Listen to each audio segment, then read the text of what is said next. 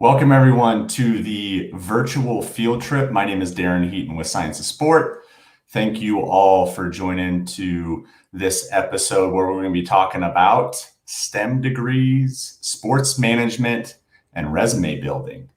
The goal for these virtual STEM field trips are to help expose you to different areas within STEM and sports. And so today we're going to be talking about a couple things, and we're going to be hearing from Dr. Ricardo Valerdi, who is the founder of Science of Sport. He is also an engineering professor at the University of Arizona and runs the sports management program at U of A. So we're excited to hear what he has to say, and we will be using the chat as we have in the past. So please feel free to throw your questions and comments in there, and I'm happy to get them all answered. So we're going to start with STEM degrees, and I think that's a good place to focus on first, because in order to get a physical job within STEM, you need to be going to school and understand what those different opportunities are. And so we want to hear from Ricardo, and he's going to talk a little bit about the opportunities that are within STEM, his experience working within STEM. He has worked at MIT. He has worked at SpaceX building rockets. And so a really cool perspective, and we hope you're able to learn a little bit more about his experience and just the basics of STEM degrees. So let's check it out. Hey, NOLA and Compton friends. I want to tell you a little bit more about STEM degrees and some examples of what kinds of majors you can choose in college that would be considered a STEM degree. But more importantly, what courses might be involved in taking those programs of study. And this just as some examples where you could end up working or getting a job if you were to major in one of those areas. So I'm going to give you one example just based on the fact that I have gotten a STEM degree and also teach in a STEM degree program. So here we go. As you remember, STEM stands for science, technology, engineering, and mathematics. So let's unpack this a little bit more and look at some examples.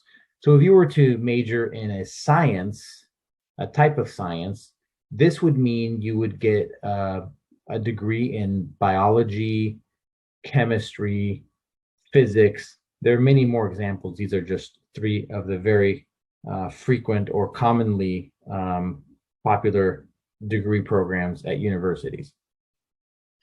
In the area of technology, you could think of degrees like in computer science or software engineering, which are actually somewhat similar because they both deal with computers, but they have slightly different emphases. Computer science involves a little bit more mathematics, and software engineering focuses more on building products, things like apps or video games. If you wanted to major in things that were in a more traditional engineering area, some examples include mechanical engineering, electrical, and industrial engineering. And I'm going to tell you a little bit more about electrical engineering because that's what I did my undergraduate degree in. And finally, the M, which is mathematics, typically you could just get a major named mathematics, but the kinds of focus areas that might be available could be statistics, which you've done some in analyzing batting averages and looking at data for players. You've done some statistics. Also calculus, which is a topic of study that you typically start in high school, but you can also continue more advanced calculus in college. And then areas like optimization, which is how you use math and computers to find better solutions for very difficult problems. So there are a lot of options, as you can see. Sometimes you can combine these options and do more than one at a time. There is a lot of crossover and connection between these topics. But it's okay to just focus on one as well if you had an interest and wanted to take a lot of courses in, say, biology or software engineering or statistics. These degree programs also have very interesting courses. So I want to give you one example of an area that I know quite well because I spent 4 years studying this in my bachelor's degree, which is electrical engineering. So the kinds of courses that you might take as an electrical engineer are things like circuits, where you learn how to connect different components like resistors and capacitors and transistors and memory and displays, and you basically build computers to be able to solve a problem. So that's what circuits is all about. A phone, if you have an iPad or a computer, that is a type of circuit that is very sophisticated. Other courses in electrical engineering include robotics, which is how to program a machine, which we would call a robot, to perform a certain task. So maybe the robot is supposed to clean water in the ocean or and find trash. Or maybe a robot is supposed to pick up a package and fly it to a different location. Maybe that's what you see the drones that are out there. That's a type of robot. Or maybe the robot is going to fly in space. And so you're going to design it and programming it to do that. And so I wanted to mention another type of course, which is computer programming, which connects to the other two courses I mentioned, which has to do with understanding how computers work, but also building software or writing software so that the computer does exactly what you want it to do. So that might be to analyze a lot of numbers, or to process information, or to convert information from one mode to another. And so there's a lot of programming that is done not only in technology companies, but also in professional sports. So some of the people that work in the analytics departments of professional sports teams, like in baseball as an example, they know how to do computer programming because it helps them do their job faster. Instead of doing the math by hand, the computer helps them process a whole lot of more information in a short amount of time. So a few remarks about the kinds of jobs that an electrical engineer might be able to get.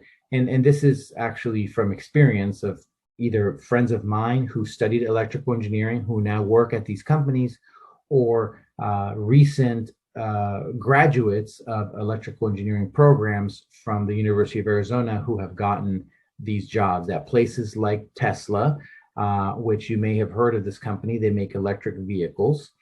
At places like Microsoft, which is traditionally just a software company, but they've evolved to also making hardware.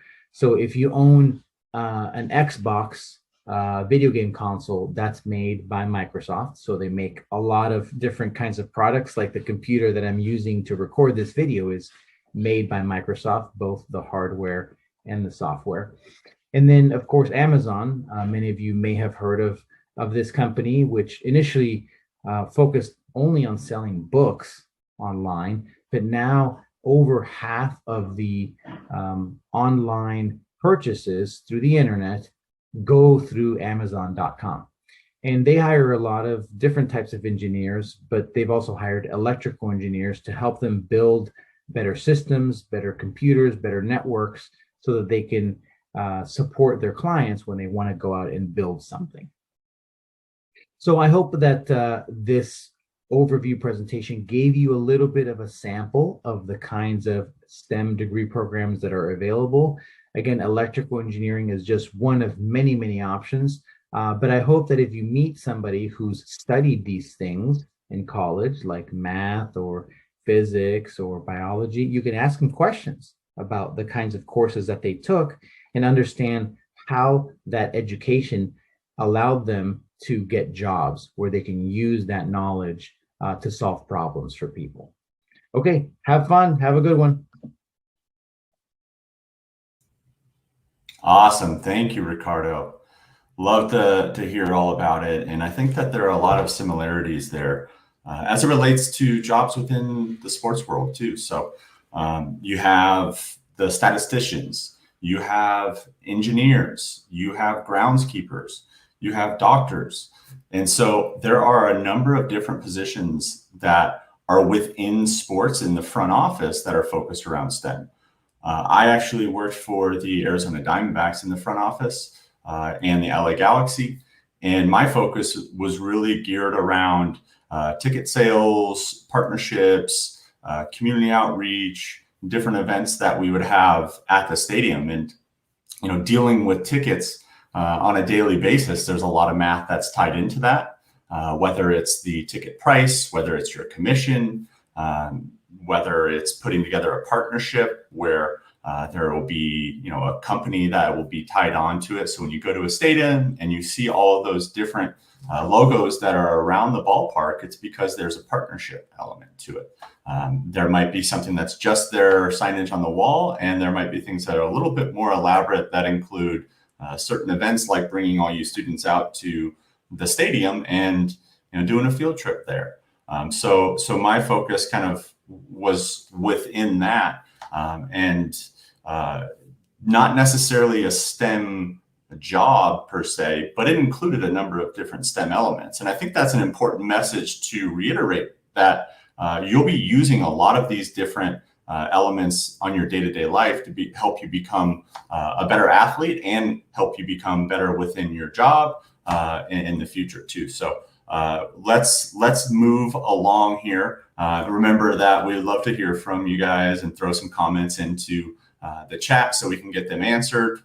Anything, whether it's about working in sports, whether it's about working within STEM, would love to hear that. But let's move along and listen to what Ricardo has to say about sports management.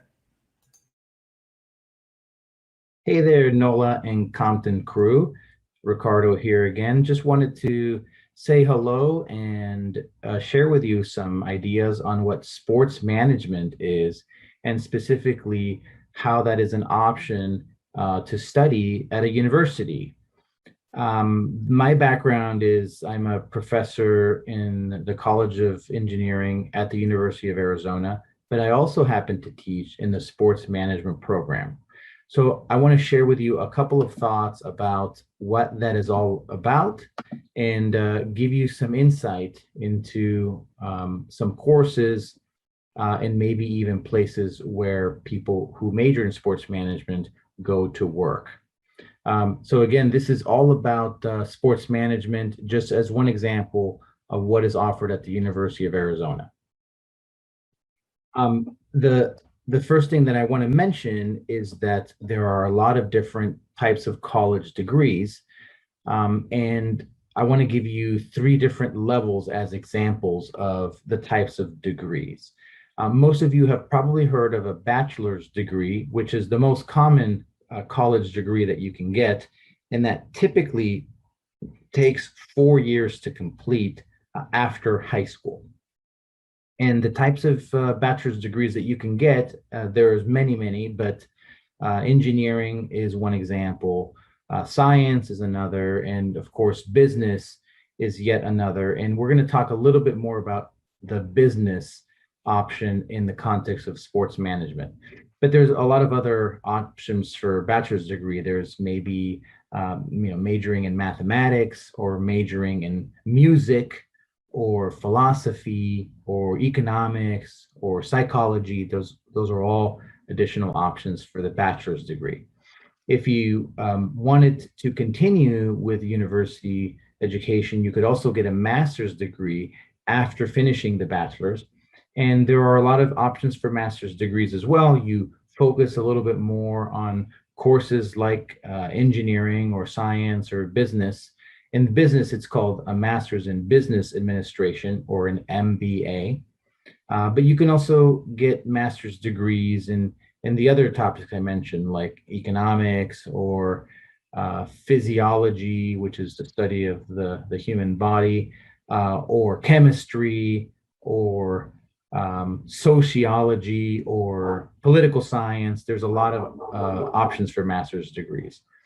And then finally, the next level would be to get some sort of doctorate. And there are many options. I'm just listing three as examples here: Doctor of Philosophy, Doctor of Medicine, or a Juris Doctor. So these are abbreviated PhD, MD, and JD. So a JD would be a lawyer, so somebody who's gone to law school, and that's typically 3 years. Doctor of medicine is a doctor who works in healthcare, helping patients, and that's usually much longer, 5 years or more. And then doctor of philosophy is something between 3 and 5 years, depending on the topic. So my own experience is I did a bachelor's degree in electrical engineering. I did a master's degree in industrial engineering and then a PhD in industrial and systems engineering. All in all, it took me about 10 years, 4 for the bachelor's, 2 for the master's, and then another 4 for the PhD. Okay, going back to the bachelor's degree option, I wanted to share with you where sports management may fit in, because you can actually get a major, or sometimes it's called an emphasis, otherwise called a minor, in sports management. And so the kinds of courses that you might see are things like the business of sports, which emphasizes in understanding how a sports team or a sports league or a conference is structured in order to be a profitable business, in order to bring in money to cover all of their expenses, whether it's the employees, the players, the facilities, the lights, the food, all of the things that they sell.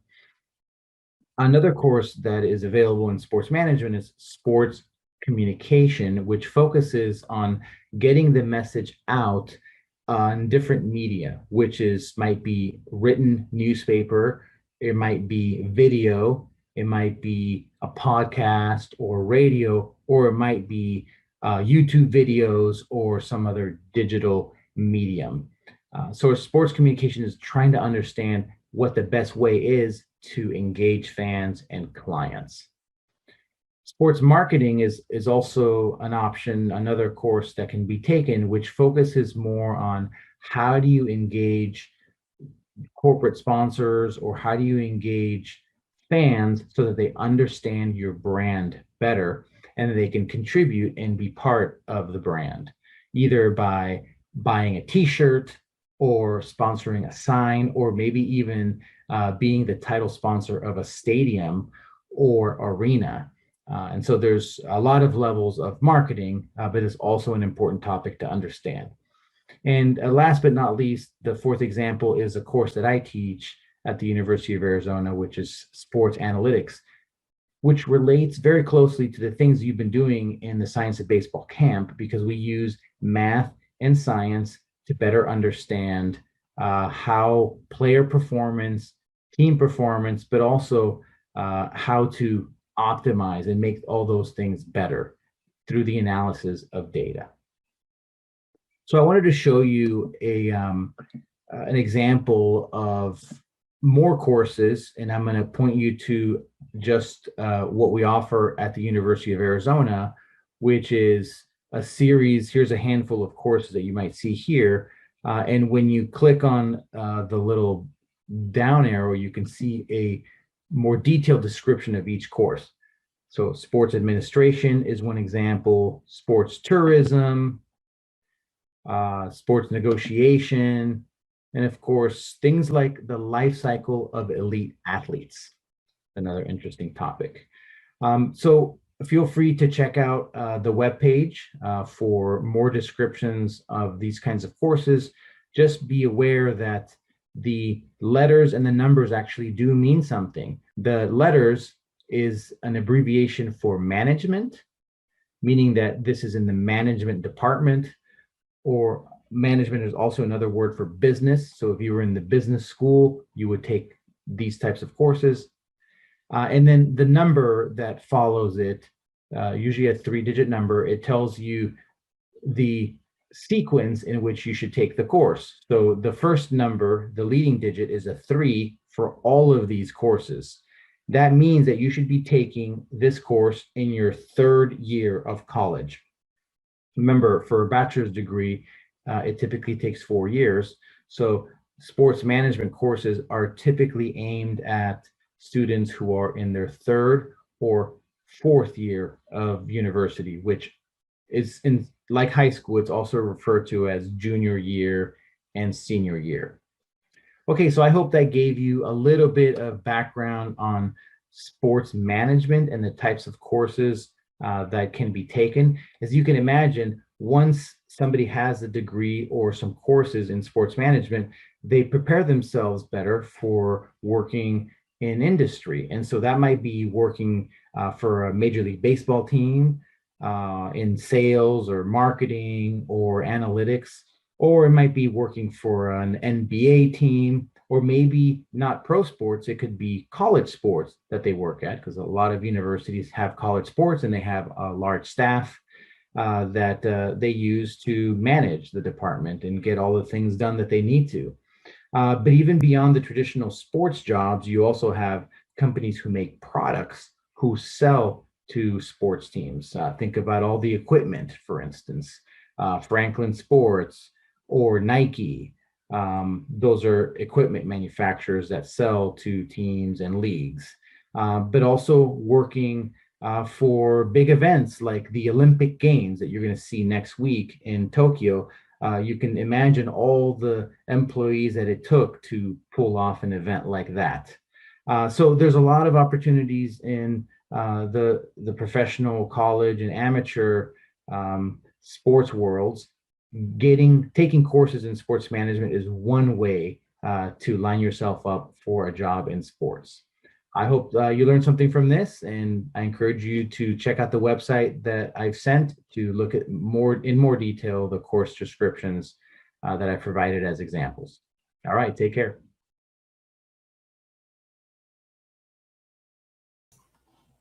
All right. That is great stuff. Thank you so much, Ricardo. As he had mentioned, there are opportunities to work in the front office of sports that can be communications, marketing, groundskeepers, statisticians, analytics. So many job opportunities for you all to explore if sports are your passion. And we want to also let you know just a little bit, like from the size of the front office. It's a business. So, for instance, when I was working for the Arizona Diamondbacks, there were roughly about 200 or so front office employees, and consisted again of sales, corporate sponsorship, some that are handling actually the game day entertainment, some that are handling the balls and strikes and putting all of the information onto the scoreboard. So when you think of technology and programming with computers, there's a lot that takes place within that position as a whole too, because you are sending a signal to the scoreboard to be able to put that information up there. And somebody has to program that and code it and make sure that everything is running smoothly throughout the game. So I definitely wanted to mention that, and all of the different opportunities that are within sports and STEM. And, there's something that is an important step to this. As Ricardo mentioned, getting a STEM degree is one way to get in there, but it shouldn't be your only focus when you are trying to get into whatever position that you are going for down the road. And we want to teach you a little bit about resume building. And that is an important element that you'll have to do when putting yourself out there so an employer knows who you are and your experience. And so we're going to go through another explanation. And Ricardo's going to talk a little bit about how to build a resume. And he's going to use a New Orleans MLB alumni as an example, Christian Marshall, who now works at Raytheon. And we're going to take a look at his resume, and we want you all to start to think on what you would include in your resume. And we know you don't have a job yet, but some of those passions, what you like to do, and start to outline that. And that will be a good kind of practice, for everyone to start to think about the resume. And then not only is a STEM degree or a resume, you have to be able to put yourself out there within your work ethic, within the way you conduct yourself on a daily basis. And all of those things are going to have an impact on your success in the future. So let's check out Ricardo and see what he has to say about resume building. I want to talk to you a little bit about resumes and how these are helpful for you when you apply for scholarships, for internships, and eventually for a job, because they're a way to represent to other people your experience, your interests, and they're an important part of your personal brand. So I wanted to show you an example resume of somebody who you will get to meet next week. Actually, his name is Christian Marshall, and he's an engineer at Raytheon, which is a company here in Los Angeles. And the interesting thing about Christian is that he's also a baseball player, and he's a graduate of Tuskegee University, which he studied mechanical engineering at, and also an alum and a former player of the Major League Baseball Academy in New Orleans. So I want to show you Christian's resume, which he's provided to us as an example, and with his permission, I'm sharing it with you. And I want to just walk through the main parts of the resume so that you can get an idea of what your resume could potentially look like in the future. So again, Christian is in his early 20s. He's probably 23, 24 years old. So he's a little bit older than some of you, and he's already finished college and he's already finished high school. So this is, I think, a really good way to learn what somebody's resume might look like in the future. Okay, so I'm going to pull up Christian Marshall's resume in just a moment. Okay, so hopefully you can see his resume. The first thing that you'll notice at the beginning is that his name is in the largest letters possible compared to any other information in the resume. So his name is listed first, and also his contact information. So he had his home address and personal phone number on here, but I just removed that for personal reasons. He probably doesn't want his personal information out there, but you would essentially replace where it says home address and phone with your own information on your resume. The next part of his resume, you'll notice that lists his work experience, and you'll see that it's listed with the most recent job he's had on the very top. And so you can tell in terms of the time period in which he's worked at by looking at the dates. So you'll see that he's already been at Raytheon about 2 years. And his job title, he's had a few of them. His current job title is Quality Assurance Engineer Level 1. Now, I won't go through all the detail, but you'll see that the bullet points just underneath describe in detail what he has worked on as a quality assurance engineer. Okay, so he's also had another job title at Raytheon, Mission Assurance Lead, and he held that title for a few months from October to April, and that looks like that was the first job title that he had when he started at that company. Again, Raytheon Intelligence and Space in El Segundo, California, which is here in Los Angeles. So because we're now looking at his the job that he had even before Raytheon, you'll see that it lists the dates where he worked over the summer from May to July of 2018 at NASA Jet Propulsion Laboratory, and his job title was Test Engineer Intern. And again, and he lists in specific detail what he worked on while he was at NASA Jet Propulsion Laboratory. And then underneath that, he lists a couple of jobs that he had as an intern, maybe in this case at the University of Alabama in Birmingham, and with the science of sport a couple of years ago in New Orleans. He was a program director and lead teacher. So that pretty much finishes the first page, which has all his work information. Okay. What happens immediately underneath that is some more detail about some of the internships he's had. He interned at the Office of the Commissioner and as part of the MLB Youth Academy. And he lists very specifically the things that he worked on. So if you're a potential employer who wants to hire a person like Christian, it's important to understand the specific things that he can do. And you can imagine whether you would like Christian to do those kinds of things for your company, okay, or for your business. Immediately underneath that, he lists some activities that he had been involved in as either a member of the Tuskegee University baseball team, or as an engineering student, or even outside of these experiences at Raytheon or in volunteer positions like in baseball, but also with his church. So you'll see all that information is also important for a potential employer to see what your personal interests are and to see if those personal interests somehow can make you a more effective employee. And the final part of his resume, last but not least, is his education.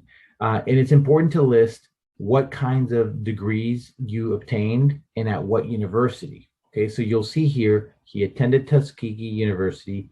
He received a Bachelor's of Science in Mechanical Engineering. And it's also important to list, if it's a strong grade point average, to list your GPA. And the grade point average is an indicator of your success in college. And in Christian's case, a 3.75 grade point average is excellent, especially in a degree program like mechanical engineering, where the courses are not easy, they're actually challenging, but he did very, very well. So this kind of information tells an employer the basic knowledge that the person has. So obviously, being a mechanical engineering student, that signals to a potential employer, hey, I know a number of things. I've taken these courses and I know at least the basics of mechanical engineering, and I should be able to apply those things to a company or certain projects within that company. So the other thing that I want you to notice, just more at the high level, is that the organization of the information is very clear. There's also no grammatical mistakes. Everything here has been double checked and triple checked and quadruple checked to make sure that there's no typos. Okay, so the information is clearly laid out. It's clearly labeled. Each section has a heading, and then it has bullet points or lists. So it's a very easy document to read. And within just about a few minutes, a potential employer has a really good idea of what Christian Marshall's experience and interests are. And if they want to hire him, they will call him or email him and invite him to have an interview at the company. And so I'm excited to share with you Christian's background, because this is somebody who you're going to meet very soon in an upcoming virtual session for Science of Baseball. But the other reason is because he's himself a product of, or who used to be a part of the Science of Baseball program, and now has gone on to study a STEM degree at a university and has gotten a STEM job at a company, well, two companies, NASA in 2018, and then Raytheon from 2019 to the present. So I hope that this example gave you an idea of the kind of information that should be on a resume and why that's very important for you to have. And maybe this will encourage you to start creating your own resume, and gives you an opportunity to write down your experience and your interests so that you can apply for scholarships, for internships, and then eventually for jobs. Okay, hope you enjoyed that. Talk to you soon. All right. Thank you so much, Ricardo. That was great to hear about how to build a resume. And it's awesome to hear about someone that's been at the New Orleans MLB Youth Academy and how they're working within STEM now. So it's been pretty cool to see. And as Ricardo mentioned, we will have him join us in the future for a virtual field trip. So we are excited for that. And I want to continue the discussion and thank you all for throwing those questions into the chat. Mr. Green, love that you want to be the CEO of SpaceX like Elon Musk. Love it. Keep up the hard work and determination, and you'll be there soon enough. And I want to bring in a fellow employee of Science of Sport, and we're going to continue to talk a little bit about her experience within working at Science of Sport, her degrees, how she got to where she is, and some of the things that she's working on now. And we're really beneficial. To be able to work with someone like Megan and have such incredible team here at Science of Sport. And so I would love for Megan to give a little quick background introduction on yourself. Thanks for joining us, Megan. Yeah, thank you. So my name is Megan Marriott. I am the Community Outreach Manager for Science of Sport. I've been with Science of Sport now for, I think in total, 7-ish years.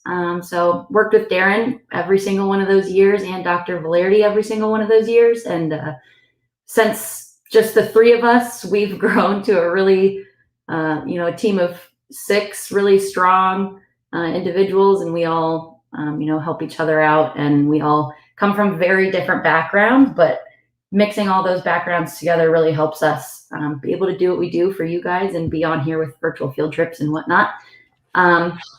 So just to give a little more information about myself, I am a graduate of the University of Arizona. My degree is a mouthful. It is a Bachelor of Science in Health Science in Physiology from the College of Medicine.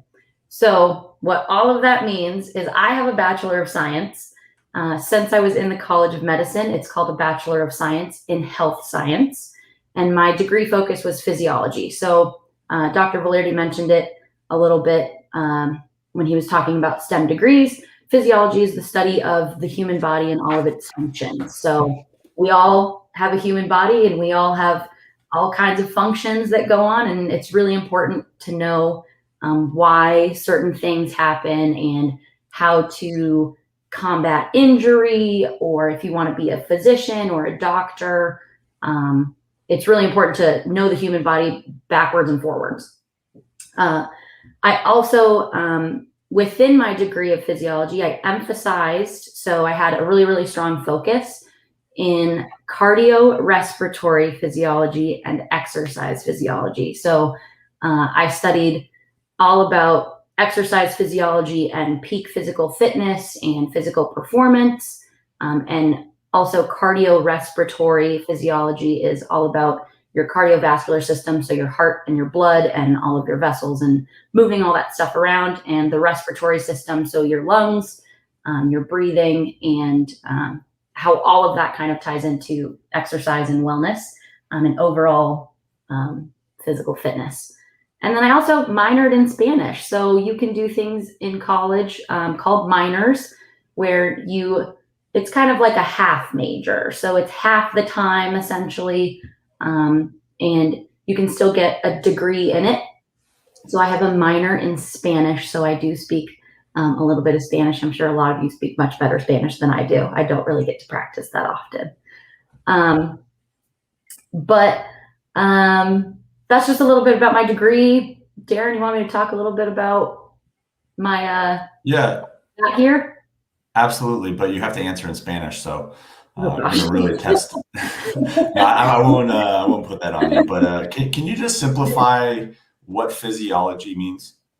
Yeah, so physiology is the study of the human body and all of its functions. So when you're thinking about your muscles, for example, there's a lot of things that we don't really think about that go into every time you move a muscle or every time you react to something, and what it takes to build muscles or create muscle, what happens if you've lost muscle and how to get it back, what kind of blood flow goes into all of your muscles. So physiology is kind of learning all about those things. So learning about all of the fine details in the human body, how they all relate to each other, what they do on their own, and all that fun stuff. So learning about all the different body systems, learning about bones, your digestive system. That one's kind of yucky, but it's very interesting. Learning all about your brain, all of your cognitive functions. So it's anything that has anything to do with your body. That's what physiology is talking about. Excellent. And that's so important when you think about sports and just your health, So if you want to be the highest level within your sport, you have to take care of your body. So injury prevention, making sure that you are doing the proper stretching, you're doing the proper training. So as you guys are going through this camps, make sure to take that into consideration, because we want you guys to be healthy as possible in the future. And these sort of things will really help you down the road. So I want to throw up a question from D. Gibb here. And he wants to know, can you give some general opportunities for doctors or medical concentration in sports? Sure. So within my degree in physiology, a lot of people would move on into the College of Medicine to become doctors, to become physician's assistants, nurses, sometimes pharmacists. So my major was kind of the starting point for a lot of people who want to go into the healthcare field, whatever that looks like. Personally, myself, I wanted to stay in the healthcare field within sports and athletics. It was really important to me to stay within the athletic realm. I've been an athlete my whole life. My dad was an athlete. I come from a long line of athletes. And I also come from a long line of doctors. So on my mom's side, there's a lot of doctors and physicians. And so both of those things kind of influenced my decisions to stay within the athletics world, but also work in healthcare and help athletes perform better, be better at their sport, be at their best physical fitness, and try and figure out different ways to help them do that in advance. So within sports, you can probably think of a multitude of different career options. Every athlete needs a doctor. Every person needs a doctor. So on one team, there's probably multiple doctors, multiple different kinds of doctors, because within just being a doctor, you could be a primary care physician. So taking care of kind of the everyday illnesses, making sure that people get their shots, their vaccinations. If they have any initial problems, your primary care physician is the one you're going to see first. And then you can specialize within that also. So on a sports team, the orthopedic doctor is probably one of the most important doctors. They're the ones who deal with the broken bones, the joints, any kind of sports injury. So that orthopedic doctor is going to be very, very important. And then, if anybody gets seriously hurt during a game, you need to have surgeons on staff also that are really trusted within the team. So there's, you go anywhere from just nurses to doctors to surgeons, all just on one team staff. And then on a daily basis, you also have to think about all of these players need somebody to help, coach them and train them. So there's a whole team of athletic trainers and physical therapists, making sure that people recover from their injuries really well. And there's strength and conditioning coaches. So those are kind of like personal trainers where they're helping to get players to be at their best physical fitness and helping them gain muscle or lose weight or gain weight. So you have, a ton of different healthcare fields just within one tiny sports team. It's actually kind of amazing. Yeah, and Ricardo was talking about this in his discussion, but there are products, right? So you have products that are focused around the actual sport within equipment, such as Franklin Sports and Nike, and we were able to hear about Shoe Design last week. but there are tons of different products that were focused around keeping your body healthy as well. So things that are going to help you stretch a little bit easier, like a foam roller, those type of things that are going to really help you with your recovery process and help you perform at the highest level that you possibly can. So that's excellent. And one other thing I just wanted to mention as it relates to injury prevention that is important for all of our viewers that are playing softball or baseball. MLB has a program called PitchSmart. And as you are preparing for your Little League season, I would highly suggest visiting that website. It will be very informative, one, about the different types of injuries, most common injuries, but it will also outline a plan on how you should go about your throwing and pitching routine. How many pitches that you throw in a day affects how an injury within your arm. And MLB PitchSmart is able to outline a specific plan to help reduce injury in that area, whether it's your elbow or whether it's your shoulder. So just wanted to mention that as well. But thank you so much, Megan, and I appreciate you talking through that. And thank you everyone for watching today and hearing all about the different STEM degrees, sports management, working in sports, how to build a resume, and we'll be back with you guys next week for another virtual field trip. So thank you all for joining. Have a great day. Bye, everybody.